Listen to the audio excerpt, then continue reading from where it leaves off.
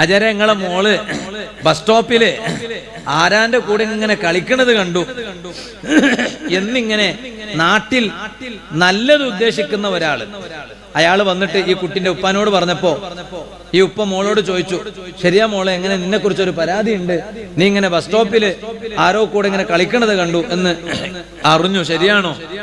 അപ്പൊ മോള് പറഞ്ഞു, ഉപ്പ അത് ആരും ഒന്നുമല്ല, എന്റെ ക്ലാസ്മേറ്റ് ആണ്, കോളേജിൽ കൂടെ പഠിക്കണ ചെക്കനാ, അവന്റെ കൂടെയാണ്.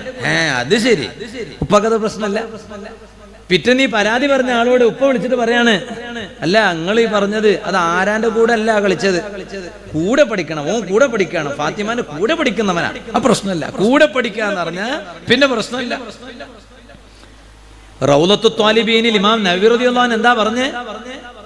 ഞാൻ എന്റെ ഉമ്മമാര് സഹോദരിമാർ കേൾക്കാൻ വേണ്ടി പറയാണ്, മക്കയിൽ ചെന്നാൽ കാര്യമായും തിരിച്ച് നാട്ടിലെത്തിയാൽ അപ്പൊ ചോദിക്കണ ഒരു ചോദ്യമുണ്ട്, നാട്ടിൽ നിന്ന് അങ്ങോട്ട് ഹജ്ജിനും ഉംറക്കൊക്കെ പോയവരോട് ചോദിക്കണ ഒരു ചോദ്യമുണ്ട് നാട്ടുകാർ, ഹജറുൽ അസ്വദ് ചുംബിക്കാൻ കിട്ടിയോ എന്നാ ചോദിക്കുക. അപ്പൊ പോയ ഈ താത്ത തിരിച്ചു വന്നാല് നാട്ടുകാരോട് കുടുംബത്തോടൊക്കെ പറയും, 3 വട്ടം ചുംബിച്ചു ഞാൻ. അപ്പൊ ചുംബിച്ച താത്താനോട് ചോദിക്കണം, എങ്ങനെ ചുംബിച്ചു, ചുംബിച്ച കോലം ഒന്ന് വിശദീകരിക്കാമോ? ആരാന്റെ ദേഹത്ത് തട്ടിയിട്ട് മുട്ടിയിട്ട് എത്ര പ്രയാസത്തിലാണ്, സുബ്ഹാനല്ലാഹ്. അങ്ങനെ അന്യപുരുഷന്മാരുടെ ദേഹത്ത് തട്ടിമുട്ടി ഹജറുൽ അസ്വദ് ചുംബിക്കണമെന്ന് എവിടെ പറഞ്ഞു? ഇമാം നവവി റളിയല്ലാഹു അൻഹു റൗളത്തു ത്വാലിബീനിൽ ഞാൻ എന്റെ വാല് കേൾക്കുന്ന ഉമ്മമാരോട് പ്രത്യേകം പറയാണ്, സഹോദരിമാരോട് പറയാണ്, ഇപ്പോഴൊക്കെ ഒരു ഫാഷനാണ്, ദീനും ഒരു ഫാഷനാണ്, അതൊരു പരിഷ്കാരാണ്. ഒക്കെ സ്റ്റാറ്റസിന്റെ ദീനല്ലേ ഇന്നുള്ളത്, ഒക്കെ വാട്സപ്പിന്റെ ദീനല്ലേ, ഒക്കെ ഓൺലൈനിന്റെ ദീനല്ലേ. ദീനിന്റെ സത്ത, അതിന്റെ അടിസ്ഥാനം വേറെ തന്നെയാണ്, അത് ആത്മീയതയിൽ ഒതുങ്ങിയിട്ടുള്ളതാണ്. അതാണ് ദീൻ. കേവലം കാട്ടിക്കൂട്ടലുകൾ ദീനല്ല. ഞാൻ എന്റെ ഉമ്മമാരോട് പറയുന്നു, നവവി റളിയല്ലാഹു അൻഹു ആരാണ്? ശൈഖുൽ മദ്ഹബാണ്. ആ നവവി ഇമാം റളിയല്ലാഹു അൻഹു റൗളത്തു ത്വാലിബീനിൽ പറഞ്ഞു, സ്ത്രീകൾ ഹജറുൽ അസ്വദ് ചുംബിക്കൽ അവർക്ക് സുന്നത്താകുന്നത് തന്നെ മത്വാഫ് അത്യാവശ്യം ഒഴിഞ്ഞു കിടക്കുന്ന സമയത്താണ് പെണ്ണ് പോയി ഹജറുൽ അസ്വദ് ചുംബിക്കൽ അവൾക്ക് സുന്നത്താകൽ തന്നെ അപ്പോഴാണ്. അത് പകലാകട്ടെ രാത്രിയാകട്ടെ ഫുള്ളായിട്ട് ഒഴിഞ്ഞു കിടക്കൂലെന്ന് ഉറപ്പാണ്. അതുകൊണ്ടാണ് അങ്ങനെ പറഞ്ഞത്. അത്യാവശ്യം ഓരോ സ്ഥലത്ത് ഒഴിഞ്ഞു കിടക്കുക എന്ന് പറഞ്ഞാൽ അതിന്റെ ആശയം ഓരോന്ന് വേറെയാണ്. മത്വാഫ് ഒഴിഞ്ഞു കിടക്കാന്ന് പറഞ്ഞാൽ ഫുള്ളായിട്ട് ഇങ്ങനെ കാലിയാന്ന് പറഞ്ഞാൽ ഒറ്റ പെണ്ണിനോട് പിന്നെ ഹജറുൽ അസ്വദ് ചുംബിക്കാൻ ഉണ്ടാവില്ല. അപ്പൊ അത്യാവശ്യം ഒഴിഞ്ഞു കിടക്കുന്ന സമയത്ത്, വല്ലാത്ത ജനബാഹുല്യവും തിരക്കൊന്നും ഇല്ലാത്ത സമയത്ത് ഒന്ന് പോയി ചുംബിക്കുക. അത് പകലാവട്ടെ രാത്രിയാവട്ടെ, അപ്പോഴാ സുന്നത്ത് നല്ല ഇമാം നവവി റളിയല്ലാഹു അൻഹു റൗളയിൽ പറഞ്ഞത്. അതുപോലും പരിശുദ്ധ ഇസ്ലാം അത്രയും കണിശതയോടെ പറഞ്ഞെങ്കിൽ അതെവിടെയാണ്? കഅബയുടെ ചാരത്ത് നിൽക്കുമ്പോൾ. നമ്മളൊന്ന് ആലോചിച്ചു നോക്ക്. അവിടെ പോലും കയ്യ്, മുങ്കയ്യ് അത് മറക്കരുത് എന്ന് ഇസ്ലാം പറഞ്ഞു. മുഖം മറക്കരുത് എന്ന് പറഞ്ഞാൽ മറക്കരുത് എന്നല്ല, മുഖത്തേക്ക് ഇങ്ങനെ വസ്ത്രം ഇങ്ങനെ ടച്ച് ചെയ്യണ കോലത്തിൽ ഉണ്ടാകരുത് എന്നാ ഇസ്ലാം പറഞ്ഞു. എന്നാലും ആ മുഖത്തും മുങ്കയിലൊക്കെ മൈലാഞ്ചി പുരട്ടി കൊടുക്കൽ സുന്നത്താണ് എന്ന് ഇസ്ലാം പറഞ്ഞു. ഉംറക്ക് പോകുന്ന സ്ത്രീ, ഹജ്ജിന് പോകുന്ന സ്ത്രീ, എന്താ കാരണം ആ തൊലിയുടെ നിറം അത് വ്യക്തമായി കാണാതിരിക്കാൻ അത്രയും കണിശത ഇസ്ലാം സ്വീകരിച്ചുവെങ്കിൽ ഇപ്പൊ പിന്നെ ബസ് സ്റ്റോപ്പിൽ സംസാരിക്കണത് കൂടെ പഠിക്കണ ചെക്കന്റെ കൂടെയാണെന്ന് പറയുമ്പോ ഉപ്പാക്ക് മോളി തങ്ങ് പറഞ്ഞപ്പോ ഉപ്പാക്കും അതൊരു പ്രശ്നമില്ല എന്നായി. ഉപ്പ ഈ പരാതി പറഞ്ഞ ആളെ വിളിച്ചിട്ട് പറയാണ്, അത് ആരാന്റെ കൂടെ കളിച്ചൊന്നുമല്ല, അത് കൂടെ പഠിക്കണ ചെക്കന്റെ കൂടെ കളിച്ചതാണ്, അപ്പൊ പ്രശ്നമില്ല. നിങ്ങളൊന്ന് ആലോചിച്ചു നോക്കൂ. മൊബൈലിന്റെ കാലമാണ്, സോഷ്യൽ മീഡിയയുടെ കാലമാണ്. ഓ സുഹൃത്തുക്കളെ, രക്ഷിതാക്കളെ, നമ്മുടെ മക്കള് നാം അറിയാതെ വ്യഭിചാരികളായിക്കൊണ്ടിരിക്കുന്നു. അല്ലാഹുവേ, നീ ഞങ്ങളെ മക്കളെ നന്നാക്കണം റഹ്മാനെ. അതാണ് ഖുർആൻ പറഞ്ഞത്, വലാ തഖറബുസ്സിനാ, നിങ്ങൾ വ്യഭിചാരത്തോട് അടുക്കുക പോലും ചെയ്യരുത്. അതുകൊണ്ടാണല്ലോ മഹാന്മാര് പറഞ്ഞത്, ഇയ്യാകും വസ്സിനാ, നിങ്ങൾ വ്യഭിചാരത്തെ സൂക്ഷിക്കണം. ഫഇന്ന ഫീഹി സിത്ത ഖിസാലിൻ, കാരണം വ്യഭിചാരം എന്നത് ഗുരുതരമായ തെറ്റാണ്. അതിൽ 6 കാര്യങ്ങളുണ്ട്. മഹാന്മാര് പറയാണ് അതിന്റെ ദൂഷ്യഫലങ്ങളുണ്ട്. 6 ദൂഷ്യഫലങ്ങൾ. സലാസും ഫിദ്ദുന്യ വസലാസും ഫിൽ ആഖിറ.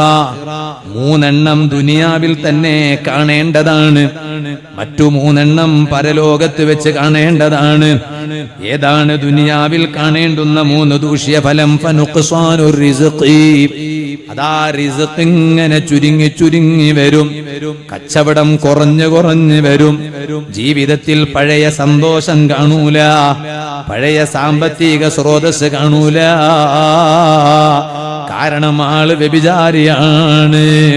അതാ റിസ്ക് ഇങ്ങനെ ചുരുങ്ങി വരും. റിസ്ക് ചുരുങ്ങാന്ന് പറഞ്ഞാൽ അതിന്റെ അർത്ഥം എന്താണ്?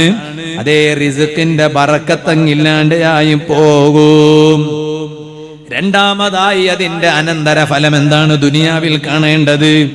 വയസീറു മഹ്റൂമൻ അനിൽ ഖൈരി, എല്ലാ ഖൈരിനെ തൊട്ട് ഇവൻ മടക്കപ്പെട്ടവനാകും. ഒരു ഖൈറും ചെയ്യാൻ ഇവനെ കൊണ്ട് കഴിയില്ല, ഒരു ഖൈറും ഇവന് ലഭ്യമല്ല. അതോടൊപ്പം മഹാന്മാർ പറയാണ് വനുഖ്സാനുൽ ഉംരി, ആയുസ് ഇങ്ങനെ ചുരുങ്ങും, ഇവൻ വേഗം മരിക്കും. വ്യഭിചാരിയാണോ? ഇന്ന് എന്തേ ആയുസ് ചുരുങ്ങാൻ കാരണം? പഴയ ആയുസ്സുണ്ടോ ഇന്ന്? പഴയ ആയുസ്സില്ല. ഞാനിവിടെ വന്നപ്പോൾ അറിഞ്ഞു, നമ്മളെ പറവൂർ സഖാഫി ഉസ്താദിന്റെ ഇവരുടെയൊക്കെ ഉപ്പ 80 ജില്ലാനം വയസ്സ് വരെ ജീവിച്ചു. അള്ളാഹു ഖബർ വിശാലമാക്കി കൊടുക്കട്ടെ, അള്ളാഹു സ്വർഗീയ ജീവിതം കൊടുക്കട്ടെ. അവരെ ഉമ്മാക്ക് അള്ളാഹു നല്ല ആഫിയത്തുള്ള ദീർഘായുസ് കൊടുക്കട്ടെ. എന്റെ ഉമ്മാമ കഴിഞ്ഞ തിങ്കളാഴ്ച രാവിലെ എന്റെ ഉമ്മാമ മരണപ്പെട്ടു. എന്റെ ഉമ്മാന്റെ ഉമ്മ കളസയിൽ 94 വയസ്സ് വരെ ജീവിച്ചു. ഇന്നലെയല്ല മിഞ്ഞാന്ന് രാത്രി എന്റെ ഭാര്യയുടെ വല്യമ്മ മരണപ്പെട്ടു. അതും ഇതുപോലെ ഏകദേശം 80 കഴിഞ്ഞു. പഴയ കാലത്ത് അന്ന് ജീവിച്ചവരൊക്കെ, പഴയ ആളുകളൊക്കെ പ്രായം എങ്ങനെയാണ്? ഇന്നത്തെ ആളുകൾ വയസ്സ് എത്ര വയസ്സിലാ മരിക്കണേ? 54, 53, 40. എത്രയാ പ്രായം ചോദിക്കും. മരിച്ചാളെ പ്രായം എത്രയാണ്, വയസ്സ് എത്രയാണ് ചോദിക്കുമ്പോ 42 ഉള്ളൂ. ഓ അയ്യടാ, 42 മരിച്ചോ? ചെറിയ പ്രായല്ലേ? ചെറിയ പ്രായം. ആയുസ്സിങ്ങനെ ചുരുങ്ങാണ്. വ്യഭിചാരത്തോട് ബന്ധമുള്ള ആളുകൾ അതൊരന്യ പെണ്ണിന്റെ കൂടെ പോയി കിടക്കണമെന്നില്ല, അതിന്റെ കലർപ്പുകൾ ഉണ്ടായാൽ മതി. ഇല്ലേ, രാത്രി കിടന്നുറങ്ങുമ്പോൾ എന്താ പണി, എന്താണ് ചെയ്യുന്നത്? എന്താണ്? കൈവെള്ളയിലെ മൊബൈലിലൂടെ ഇങ്ങനെ ഹറാമ് പലതും കാണുന്നു, തോന്നിവാസം കാണുന്നു. കൂടെ പഠിക്കുന്ന കൂട്ടുകാര് തമ്മിൽ അവിഹിത ബന്ധമാണ്. അതെ, അതിനെ കൂടെ പഠിക്കുന്ന കൂട്ടുകാരുടെ വാട്സപ്പ് ഗ്രൂപ്പ് തന്നെയുണ്ട്, അതിലൂടെ ബന്ധം സ്ഥാപിക്കുകയാണ്. പേരൻസ് ഗ്രൂപ്പ് വേറെ തന്നെയുണ്ട്. ആരുടെ നമ്പർ കലക്ട് ചെയ്യാൻ ഇന്ന് വലിയ പ്രശ്നം തന്നെയല്ല, പ്രയാസം തന്നെയല്ല. വിവാഹിതരാണെങ്കിലും വിവാഹിതരല്ലെങ്കിലും പരസ്പരം അവിഹിത ബന്ധം വല്ലാണ്ട് കൂടാൻ സാഹചര്യമുള്ള സമയമാണ്, നേരമാണ്. അതനുസരിച്ച് അവിഹിത ബന്ധം കൂടുന്നുണ്ട്. ദുനിയാവിൽ അനുഭവിക്കുന്ന ദൂഷ്യ ഫലങ്ങൾ പറഞ്ഞ കൂട്ടത്തിൽ മഹാന്മാരായ സ്വഹാബത്താണ് പറയുന്നത്, വനുഖ്സാനുൽ ഉംരി, ആയുസ് ഇങ്ങനെ ചുരുങ്ങും കേട്ടോ. വൽ ബഗ്ളു ഫീ ഖുലൂബിൻ നാസി, ജനങ്ങളുടെ കൽബിൽ അവനോട് വെറുപ്പാനുണ്ടാവുക. പിന്നെ ആളുകൾ ആരും എന്നെ സ്നേഹിക്കില്ല എന്ന് പറഞ്ഞിട്ട് കാര്യമില്ല, കാരണം നീ വ്യഭിചാരവുമായി ബന്ധമുള്ളവനാണ്. അതുകൊണ്ട് ജനങ്ങൾക്ക് നിന്നെ സ്നേഹിക്കാൻ അവരെ കൊണ്ട് കഴിയില്ല. ഇത് ഭൗതിക ലോകത്ത് ഇതിനെ തുടർന്ന് അനുഭവിക്കേണ്ട ദൂഷ്യഫലങ്ങളാണെങ്കിൽ സ്വഹാബത്ത് പറയാണ്, പരലോകത്തുള്ള 3 കാര്യങ്ങളിൽ ഒന്ന് ഫഗളബുർ റബ്ബി, അല്ലാഹു റഹ്മാനല്ലേ റഹീമല്ലേ, ആ കാരുണ്യവാനായ റബ്ബിന്റെ വെറുപ്പ് സമ്പാദിക്കേണ്ടി വരും. വശിദ്ദത്തുൽ ഹിസാബി, ശക്തമായ വിചാരണയുണ്ട്. വ്യഭിചാരവുമായി ബന്ധപ്പെട്ട് ജീവിച്ചവർ ശക്തമായ വിചാരണ നേരിടേണ്ടി വരും. എല്ലാം കഴിഞ്ഞിട്ട് വദ്ദുഖൂലു ഫിന്നാർ, പിന്നീട് നരകത്തിൽ കടക്കേണ്ടി വരും. അതാണ് നബി സല്ലല്ലാഹു അലൈഹി വസല്ലം തങ്ങൾ ഹദീസിൽ പറഞ്ഞത്, അൽ ഐനാനി തസ്നിയാനി വൽ യദാനി തസ്നിയാൻ. 2 കൈ കൊണ്ട് വ്യഭിചാരമുണ്ട്, 2 കണ്ണുകൊണ്ട് വ്യഭിചാരമുണ്ട്. 2 കൈ കൊണ്ടുള്ള വ്യഭിചാരം, അതേ അന്യ പെണ്ണിനോടുള്ള ചാറ്റിംഗ് 2 കൈ കൊണ്ടുള്ള വ്യഭിചാരമാണ്. ഇതൊക്കെ ഹദീസിൽ നേരത്തെ നബി സല്ലല്ലാഹു അലൈഹി വസല്ലം നിങ്ങൾ പറഞ്ഞില്ലേ? വെറുതെയാണോ ഇബ്ലീസ് മൂസാ നബി അലൈഹിസ്സലാമിനോട് വന്ന് പറഞ്ഞത്? ഇബ്ലീസ് എന്താണ് മൂസാ നബി അലൈഹിസ്സലാമിനോട് വന്ന് പറഞ്ഞത്? യാ മൂസാ അലൈഹിസ്സലാം, അല്ല മൂസാ നബിയേ, നിങ്ങൾ ആളുകളോട് പറയണം, എന്നെ ആളുകളൊന്ന് ഓർക്കേണ്ട സമയമുണ്ട്. 3 സന്ദർഭങ്ങളുണ്ട്. ആ 3 സന്ദർഭങ്ങളിൽ എന്നെ ആളുകൾ വല്ലാണ്ട് ഓർക്കണം. ഓർത്താലേ അവർക്ക് ആ തെറ്റിൽ നിന്ന് മാറി നിൽക്കാൻ കഴിയുകയുള്ളൂ. അതിൽ ഒന്നേതാണ് ആ മനുഷ്യൻ അതാ വെറുപ്പ് പ്രകടിപ്പിക്കുന്ന സമയത്ത്, നല്ല ദേഷ്യമുള്ള സമയം, ആ ദേഷ്യമുള്ള സമയം എന്നെ ഓർക്കണം. ഇബ്ലീസ് പറഞ്ഞു കൊടുക്കാണ് കലീമുല്ലാഹി മൂസാ അലൈഹിസ്സലാം, മൂസാ നബി അലൈഹി സ്വലാമിനോട് ഇബ്ലീസ് പറഞ്ഞു കൊടുക്കുക, 3 സന്ദർഭങ്ങളിൽ എന്നെ നിങ്ങളും ഓർക്കണം, ആളുകളോട് നിങ്ങൾ പറയണം ഓർക്കാൻ വേണ്ടിയിട്ട്, അല്ലെങ്കിൽ ആളുകളൊക്കെ തെറ്റിൽ വീണുപോകും. അതിൽ ഒന്ന് നല്ല ദേഷ്യമുള്ള സമയം. ഇതിങ്ങനെ ചൂടാക്കണത് ഇബ്ലീസാണെന്ന ബോധം വേണം. ദേഷ്യമുള്ള സമയത്ത് നമ്മൾ പൊട്ടിത്തെറിക്കാൻ പാടില്ല, കൺട്രോൾ ചെയ്യാം. നമ്മളിങ്ങനെ ഇടയ്ക്ക് പോയി ഇങ്ങനെ പ്രഷർ ചെക്ക് ചെയ്താൽ മാറ്റം പെടും, അത് മാത്രം മതി. തല കറക്കം അനുഭവപ്പെടുമ്പോ ഞാൻ പോയി BP ചെക്ക് ചെയ്തു. ഇപ്പൊ എല്ലാ ഇൻസ്ട്രുമെന്റ് ഒക്കെ വീട്ടിന്റെ ഉള്ളിൽ തന്നെയുള്ളത്. എന്താ കാരണം? ഷുഗർ നോക്കണത് വീട്ടിന്റെ ഉള്ളിലാണ്, പൾസ് നോക്കണത് വീട്ടിന്റെ ഉള്ളിലുണ്ട്, അതുപോലെ പ്രഷർ നോക്കണത് ഒക്കെ വീട്ടിന്റെ ഉള്ളിലാണ്. അതിനൊന്നും ഇപ്പൊ ചെക്കപ്പിനൊന്നും പുറത്തു പോകേണ്ട ആവശ്യമില്ല, ഒക്കെ കൊണ്ടുവന്ന് വെച്ചിരിക്കുകയാണ്. ഇടക്കിടക്ക് മോൻ ഉമ്മാന്റെ പൾസ് ഇങ്ങനെ ചെക്ക് ചെയ്യണം, ഷുഗർ ചെക്ക് ചെയ്യണം, പ്രഷർ ചെക്ക് ചെയ്യണം. എന്നാ പ്രഷർ ചെക്ക് ചെയ്താൽ മാത്രം പോരാ, നമ്മളെ ദേഷ്യം നമ്മൾ കൺട്രോൾ ചെയ്യണം. ഇപ്പൊ എല്ലാം കൂടി ഇപ്പൊ പറയാൻ നേരമൊന്നുമില്ല, ഞാൻ ചുരുക്കുകയാണ്. എപ്പോഴും ഭാര്യയുടെ സ്വഭാവം ഒരുപോലെ ഉണ്ടാവൂല, എപ്പോഴും ഭർത്താവിന്റെ സ്വഭാവം ഒരുപോലെ ഉണ്ടാവൂല. ഭാര്യനോട് നല്ല ദേഷ്യം വന്നു, എന്തോ ഒരു സ്വഭാവം. ഭാര്യയിൽ നിന്ന് വിഷമം ഉണ്ടായപ്പോ ഭാര്യക്ക് എപ്പോഴും ഒരുപോലെ ഉണ്ടാവില്ലല്ലോ, ആരോഗ്യ പ്രശ്നങ്ങൾ ഉണ്ടാകും. ഭാര്യയുടെ സ്ത്രീകളുടെ ശാരീരിക പ്രകൃതി, ആ ശാരീരിക പ്രകൃതി അവർക്ക് നിസ്കാരത്തിനൊക്കെ അവധിയുള്ള സമയമാണെങ്കിൽ അത് പ്രത്യേകമായ ഒരു പ്രകൃതിയാണ്, അത് ഭർത്താക്കന്മാർക്ക് മനസ്സിലാക്കേണ്ടതാണ്. ആ സമയവും മറ്റു സമയമൊക്കെ ഒരുപോലെയാണെന്ന് നമ്മൾ തെറ്റിദ്ധരിക്കാൻ പാടില്ല. അപ്പൊ ചിലപ്പോൾ നമ്മെ വിഷമിപ്പിക്കുന്ന എന്തെങ്കിലും സഹിക്കാൻ പറ്റിയതുണ്ടായാൽ നമ്മൾ സഹിക്കന്നെ. ഇത് സഹിക്കണത് എപ്പോഴാന്നറിയോ? 2 കൊടുത്തിട്ടാ പിന്നെയാ സഹിക്കണേ. സബറെടുത്തു എന്ന് പറയും, ആദ്യം അങ്ങ് കൊടുക്കുക പിന്നെ സഹിക്കുക. അങ്ങനല്ല, അസ്വബറു ഇന്ദ സ്വദമത്തിൽ ഊല, പ്രഥമഘട്ടത്തിൽ തന്നെയാണ് ക്ഷമിക്കേണ്ടത്. ഒരു ഗ്ലാസ് അങ്ങ് നിലത്തിട്ടങ്ങ് പൊട്ടിച്ചു കളഞ്ഞു, ഭർത്താവിനോടുള്ള ദേഷ്യമാണ്. ആ ഭർത്താവിനോടുള്ള ദേഷ്യം കൊണ്ട് എന്താ ഭർത്താവിനോടുള്ള ദേഷ്യം? കല്യാണത്തിന് ഒറ്റക്ക് പോയി എന്നതാണ്. അല്ലാഹു ഞങ്ങളെ നന്നാക്കി തരട്ടെ. ഭാര്യനെയും കൂട്ടിക്കൊണ്ടു പോകേണ്ടുന്ന ഒരു കല്യാണം, ആ കല്യാണത്തിന് ഭർത്താവ് ഒറ്റക്ക് പോയി, ഭാര്യനെ കൂട്ടിയില്ല. അപ്പൊ ഭാര്യനോട് വിശദീകരണം തേടാം, ഭർത്താവിനോട് ഭാര്യക്ക്. അപ്പൊ ഭർത്താവ് പറഞ്ഞു, ഞാൻ അവിടെ തൊട്ടടുത്ത് തന്നെ ഉണ്ടായിരുന്നു, അപ്പൊ വേഗം പോയി വരാൻ പറഞ്ഞ് ഞാൻ പോയതാ, എന്നെയും കൂടി കൂട്ടിക്കൊണ്ടുപോകണമെങ്കിൽ കുറെ നേരം പോകും, ഒക്കെ അങ്ങനെ ആയിട്ട് അങ്ങനെ ചെയ്തതാണ്. എന്നാ അത് ഉൾക്കൊള്ള. എപ്പോഴും ആ ന്യായം ഉണ്ടാകാൻ പാടില്ല, എപ്പോഴും ഇതേ ന്യായമാണ്. ഞാൻ അവിടെ അടുത്തുണ്ടായിരുന്നു, അതുകൊണ്ട് കല്യാണത്തിന് ഒറ്റക്ക് പോയി, അങ്ങനെ ഉണ്ടാകാൻ പാടില്ല. എപ്പോഴും ഭാര്യനെയും കൂട്ടിയിട്ടാണ്, രണ്ടാളും ഒന്നിച്ചു പോകേണ്ട കല്യാണമാണെങ്കിൽ എപ്പോഴും കൂട്ടിയിട്ടാ പോവാ. പക്ഷെ ഇടക്ക് ഇങ്ങനെ ചിലപ്പോ മിസ് ചെയ്യാറുണ്ട്. എന്നാൽ അപ്പോ ഭാര്യ ക്ഷമിക്കന്നെ, അണ്ടർസ്റ്റാൻഡ് ചെയ്യാ, അത് മനസ്സിലാക്കിയെടുക്കുക. അതിന് പകരം ഭാര്യ എന്താ ചെയ്യാ? ആ ദേഷ്യം തീർക്കുക. ആരോട് തീർക്കുക? ഇപ്പൊ ചില സ്ത്രീകളുണ്ട്, നമ്മളെ പറവൂരിലൊന്നും അങ്ങനെയുള്ള സ്ത്രീകളൊന്നും ഇല്ലാത്തതുകൊണ്ട് ഇപ്പൊ കൂടുതലൊന്നും പറയണില്ല. ഇവിടൊക്കെ നല്ലവരാ, അല്ലാഹു ബർക്കത്ത്. നിങ്ങളെന്താ ആമീൻ പറയാത്തെ? എന്റെ കന്നഡയിൽ ഒരു വാക്കുണ്ട്, വളകിന ഗുട്ടു ശിവനേ ബല്ല. എന്താ നമ്മളെ ഉള്ളിലത്തെ അവസ്ഥ നമുക്കല്ലേ അറിയുള്ളൂ. അതാ നിങ്ങൾ ആമീൻ പറയാത്ത. ഇവിടുത്തെ സ്ത്രീകളൊക്കെ നല്ലതെന്ന് പറയുമ്പോൾ ഞാൻ മംഗലാപുരത്തുള്ള ആളല്ലേ, എനിക്ക് എന്തും പറയാലോ. അപ്പൊ നിങ്ങളെ മനസ്സിങ്ങനെ പറയുന്നത് പോലെ എനിക്ക് തോന്നുക നമ്മളെ കാര്യം ഞങ്ങൾക്കല്ലേ അറിയുള്ളൂ ഉസ്താദേ. അങ്ങനെയൊന്നുമില്ല, നിങ്ങൾ വെറുതെ തെറ്റിദ്ധരിക്കുക. അല്ലാഹു തആല അവർക്കും നമുക്കൊക്കെ ബർക്കത്ത് ചെയ്യട്ടെ, പുറത്തു തരട്ടെ. അപ്പൊ ഞാൻ പറഞ്ഞത് അപ്പൊ എപ്പോഴും അപ്പൊ കുട്ടികളോട് ദേഷ്യം തീർക്കണം. ആരോടുള്ള ദേഷ്യം? ഭർത്താവിനോടുള്ള ദേഷ്യം കുട്ടികളോട് തീർക്കണം. സുബ്ഹാനല്ലാഹ്.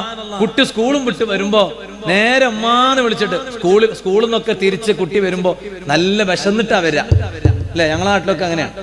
എന്റെ മക്കളൊക്കെ 4 മക്കള് അല്ല 3 ആള് സ്കൂളിൽ പോകുന്നു. ഒരു തിരിച്ചിങ്ങനെ വരുമ്പോ ഉമ്മാന്ന് വിളിച്ചിട്ടാ വരാ, ഉപ്പാനല്ലേ വിളിക്ക. ഞാനവിടെ ഉണ്ടെങ്കിലും കാരണം എന്താ അവർക്കറിയാം ഉപ്പാന്റെ കയ്യിൽ നിന്നൊന്നും ഭക്ഷണം കിട്ടൂല, പിന്നെ ഉമ്മാന്റെ കയ്യിൽ നിന്നല്ലേ ഭക്ഷണം കിട്ടുള്ളൂ. അപ്പൊ ഉമ്മീന്ന് വിളിച്ചിട്ട് അവരിങ്ങനെ അകത്തേക്ക് വരിക, അബീന്ന് വിളിക്കൂല.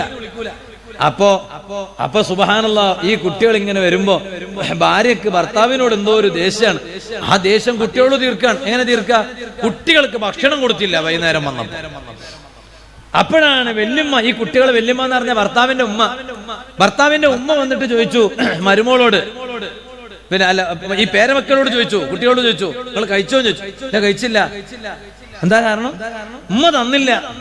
ഉമ്മാനെ കുറെ പോയി വിളിച്ചു, ഉമ്മ പോയി കിടന്നുറങ്ങിയതാ. എന്താ കാരണം? ഭർത്താവിനോടുള്ള ദേഷ്യം തീർക്കാൻ. ആരോടാ തീർക്കണേ? കുട്ടികളോട്. അങ്ങനെ ആകരുത്, ഒരിക്കലും അങ്ങനെ ആകരുത്. അതാണ് മൂസാ അലൈഹിസ്സലാം, മൂസാ നബി അലൈഹിസ്സലാമിനോട് ഇബ്ലീസ് പറഞ്ഞത് അതാണ്. 3 നേരം നിങ്ങൾ എന്നെ ഓർക്കണം, എന്നാ നിങ്ങൾ കുടുങ്ങൂല. ആളുകളോട് പറഞ്ഞു കൊടുക്കണം. അതിൽ ഒന്നാമതായി നല്ല ദേഷ്യം വരുന്ന സമയത്ത് അപ്പോൾ ആളുകളെ കൽബിൽ ഞാൻ ഉണ്ടാകും, ആളുകളെ കണ്ണിൽ ഞാൻ ഉണ്ടാകും, ആളുകളുടെ ശരീരത്തിലെ രക്തത്തിൽ ഞാൻ ഇങ്ങനെ ചലിക്കുന്നുണ്ടാകും. ആ സമയത്ത് അവരെങ്കാലും എന്നെ ഓർത്തില്ലെങ്കിൽ അവർ കുടുങ്ങിപ്പോവുക തന്നെ ചെയ്യും. ഇനി രണ്ടാമത്തൊരു നേരം എപ്പോഴാണ്? നല്ല കാര്യം ചെയ്യാൻ ഒരുങ്ങുമ്പോൾ, നല്ല കാര്യം ചെയ്യാൻ നോക്കുമ്പോൾ അതേ പിന്തിരിയാൻ തോന്നും, വേണ്ടാന്ന് പറയാൻ തോന്നും. അങ്ങനെ ഉണ്ടാവും. നാട്ടിലുള്ള എല്ലാവരും ഒരേ അഭിപ്രായക്കാരാകണമെന്നില്ല. നല്ലത് ചെയ്യണമെന്ന് നല്ല നല്ല ആളുകൾക്ക് തോന്നുമ്പോ ചിലപ്പോ ഇബ്ലീസ് വന്നിട്ട് പലരോടും അതിൽ നിന്ന് പിന്തിരിപ്പിക്കും. ഇബ്ലീസ് പറയാണ് മൂസാ നബി അലൈഹി സ്വലാമിനോട്, അപ്പ എന്നെ ഓർക്കണം, ഞാനാണ് പിന്തിരിപ്പിക്കാൻ ശ്രമിക്കുന്നത് എന്ന് മനസ്സിലാക്കണം. ഇത് പറഞ്ഞതിന് ശേഷം മൂന്നാമതായി ഇബ്ലീസ് മൂസാ നബി അലൈഹി സ്വലാമിനോട് പറയാണ്, വഇയ്യാക അൻ തുജാലിസ ഇംറഅതൻ ലൈസത് ബിദാതി മഹറമിൻ,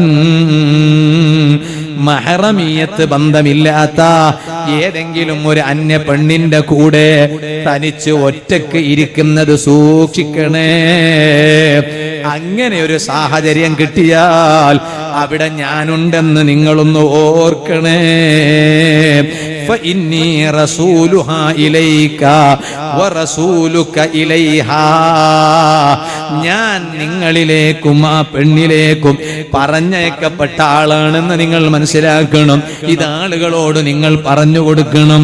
അതുകൊണ്ട് തനിച്ച് ഒറ്റക്ക് അന്യ പെണ്ണിന്റെ കൂടെ അന്യ ആണിന്റെ കൂടെ ഇരിക്കാൻ അവസരമുണ്ടായാൽ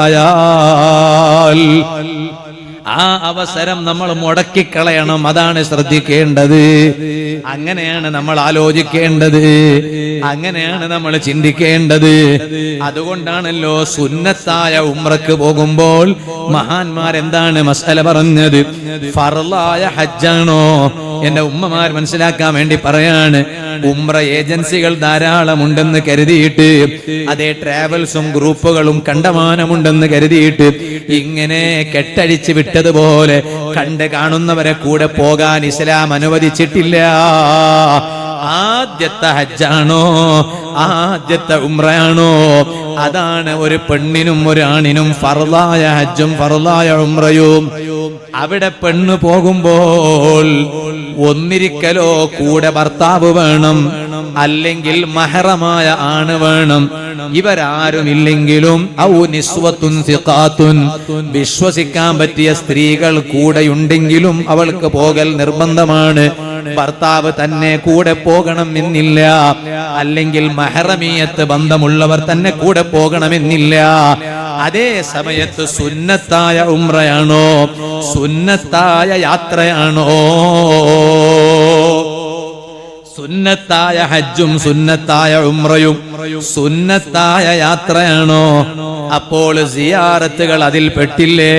കാരണം സിയാറത്ത് സുന്നത്തായ യാത്രയല്ലേ. അങ്ങനെയാകുമ്പോൾ സ്ത്രീകൾ ശ്രദ്ധിക്കണം, ജീവിതത്തിൽ നല്ല കണിശത പാലിക്കുന്ന സ്ത്രീകളാണോ?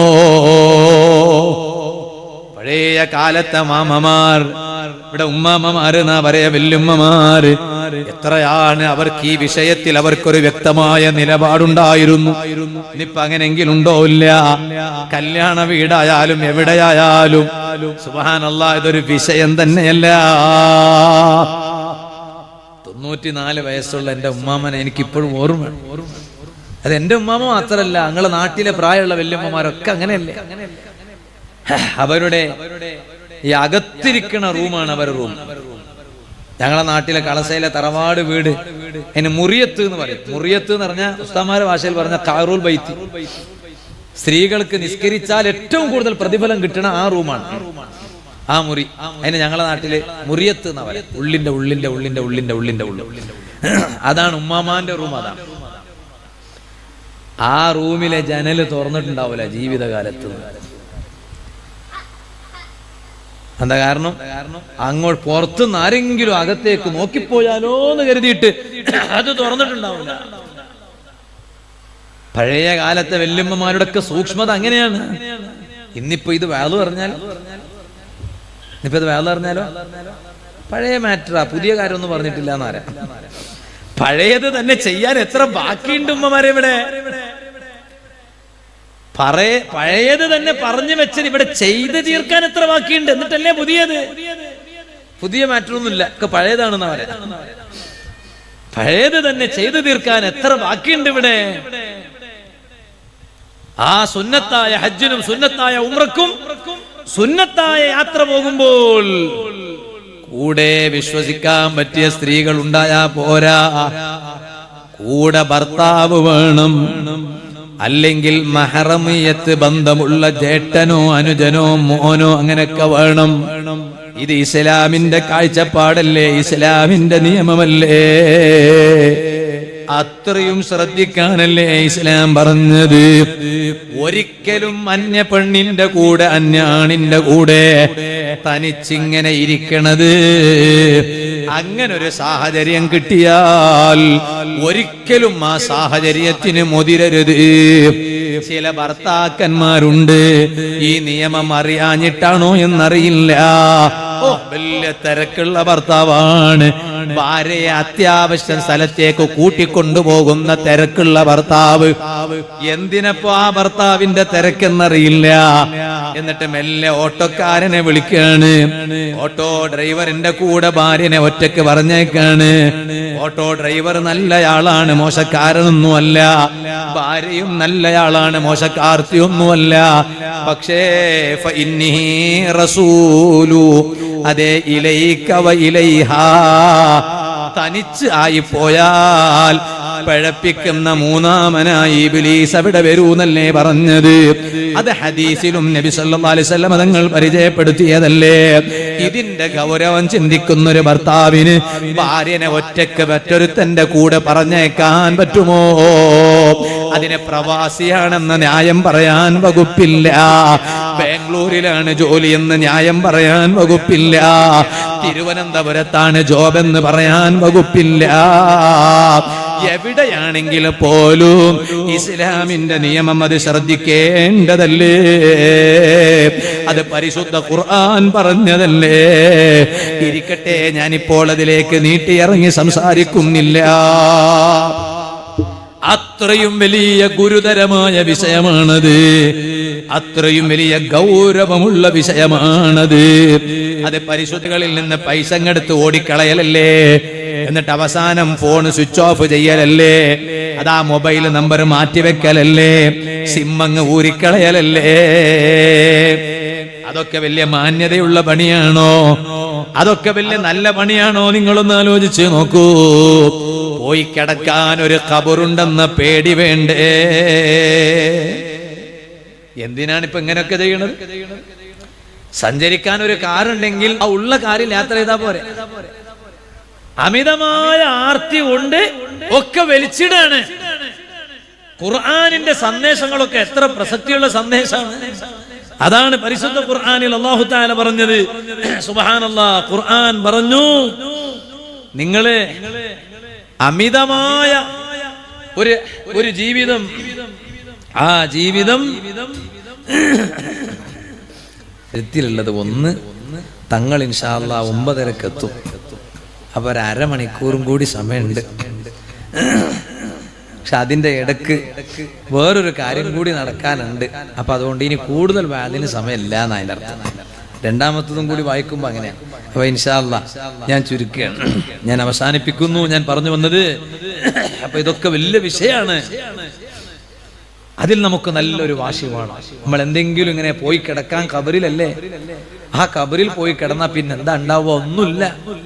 മൂടുകല്ലങ്ങ് വെച്ചാലുപ്പ പിന്നെ മിൻഹാ ഖലഖനാകും വഫീഹാ നുഈദുകും വമിൻഹാ നുഖ്രിജുകും താറത്തൻ നുഖറ എന്ന് 2 കൈയങ്ങെടുത്ത് ഇങ്ങനെ മണ്ണ് വാരിയിട്ടാൽ ചുരുങ്ങിയത് 1.25 മണിക്കൂർ നമ്മളെ സമയം വെച്ച് നോക്കാൻ മടങ്ങി വന്നു. വയബ്ഖാ അമലു, പിന്നെ ഖബറിൽ കൂടെ ഉള്ളത് എന്താ? ജീവിതകാലത്ത് ഞാനും നിങ്ങളും ചെയ്തു വെച്ച കർമ്മങ്ങളാണ്, വേറെയൊന്നുമില്ല.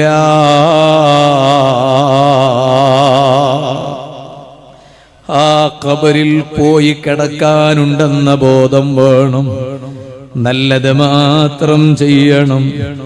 ഖബറിൽ വേദനിക്കുന്ന പ്രവർത്തനം ചെയ്തു പോകരുത്. ഖബറിൽ സങ്കടപ്പെടേണ്ടുന്നൊരവസ്ഥ വരരുത്. സമ്പാദ്യം ക്ലിയറാക്കണം. ഞാൻ എൻ്റെ വാളു നിർത്തുന്നു. നല്ല തഖ്വയോടെ ജീവിച്ച് യജമാനനായ അല്ലാഹുവിനെ ഭയന്നുകൊണ്ട് പേടിച്ചുകൊണ്ട് മുത്തഖീങ്ങളായി ജീവിച്ച് സ്വാലിഹീങ്ങളായി മരിക്കാൻ ശ്രമിക്കണമെന്ന് മാത്രം ഈ സമയം ഞാൻ എൻ്റെ അമ്മാറത്തായ നഫ്സിനോടും നിങ്ങളോടും ഓർമ്മപ്പെടുത്തി ഞാൻ എൻ്റെ വാള് നിർത്തുന്നു. സുൽത്താനുൽ ആരിഫീൻ അശൈഖ് അഹ്മദുൽ കബീർ റിഫാഈ മകനോ മകളോന്ന് ചോദിച്ച നേരത്ത് മകനാ റഹ്മദുൽ കബീർ എന്ന് ചൊന്നോവർ. സുൽത്താനുൽ ആരിഫീൻ അല്ലേ, സുൽത്താനുൽ ഔലിയ അല്ലേ, ആരിഫീങ്ങളുടെ നേതാവല്ലേ, ഔലിയാക്കളുടെ നേതാവല്ലേ. അവരെല്ലാം വിലായത്തിന്റെ വലിയ മർത്തബയിലെത്താനുണ്ടായ കാരണം നിസ്കരിച്ച നിസ്കാരം മാത്രമാണോ? അല്ല. ചൊല്ലിത്തീർത്ത ദിക്റുകൾ മാത്രമാണോ? അല്ല. അതേ, 90,000 ആളുകൾ കാണുന്ന വിധത്തിൽ അങ്ങനെയല്ലേ ചരിത്രത്തിലുള്ളത്. ഹബീബായ സ്വല്ലല്ലാഹു അലൈഹി വസല്ലമ തങ്ങൾ അവിടുത്തെ കരീമായ ഖബറിൽ നിന്ന് ആ ശരീഫത്തായ കയ്യങ്ങ് പുറത്തു നീട്ടിക്കൊടുത്തപ്പോൾ അവിടുന്നതാ ചുംബിച്ച മഹാനല്ലേ. 90,000 ആളുകൾ നേരിട്ട് കണ്ട സംഭവമല്ലേ. ആ രംഗം നടക്കുമ്പോൾ ആരെല്ലാമാണ് ഇതിലുള്ളത്? അശ്ശൈഖുൽ ഹിറാനി റഹ്മത്തുള്ളാഹി അലൈഹി തങ്ങൾ അവിടെ ഉണ്ടായിരുന്നില്ലേ? വശൈഖു അബ്ദുൽ ഖാദിരിൽ ജീലിയു, ശൈഖ് അബ്ദുൽ ഖാദിരിൽ ജീലാനി ഖദ്ദസല്ലാഹു സിർറഹുൽ അസീസ് തങ്ങൾ അവിടെ ഉണ്ടായില്ലേ? ഇവരെല്ലാം കാണുന്ന വിധത്തിലല്ലേ മഹാനവരുകൾ ഹബീബായ സ്വല്ലല്ലാഹു അലൈഹി വസല്ലമ തങ്ങളുടെ ശരീഫത്തായ കയ്യങ്ങ് ചുംബിച്ചത്. ഹജ്ജിന് പോയപ്പോൾ അതേ മദീന മുനവ്വറയിൽ ചെന്നപ്പോൾ റൗളാ ശരീഫിന്റെ ചാരത്ത് വന്നു നിന്നില്ലേ? അസ്സലാമു അലൈക യാ ജദ്ദീ ഉപ്പാപ്പാനെ വിളിച്ച് സലാം പറഞ്ഞില്ലേ? അപ്പോഴല്ലേ മറുപടി ലഭിച്ചത്, വഅലൈക്കസ്സലാം യാ വലദീ, ഓ എന്റെ മോനെ, വഅലൈക്കസ്സലാം, നിങ്ങൾക്ക് അല്ലാഹുവിന്റെ സലാം ഉണ്ടാകട്ടെ. കൂടിയ ആളുകൾ മുഴുവനും യസ്മഊന കലാമാ, ആ സംസാരം കേട്ടു എന്ന് ചരിത്രത്തിലില്ലേ?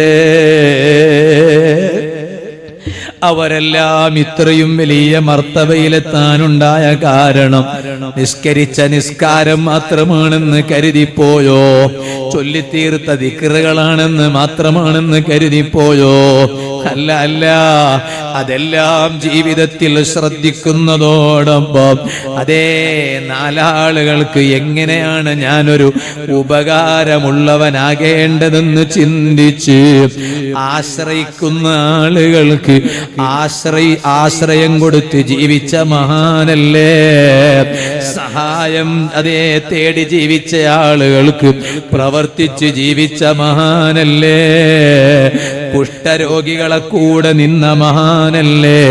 കുഷ്ഠരോഗം പിടിച്ച നായയുടെ കൂടെ പോലും നിൽക്കാൻ മനസ്സ് കാണിച്ച മഹാനല്ലേ?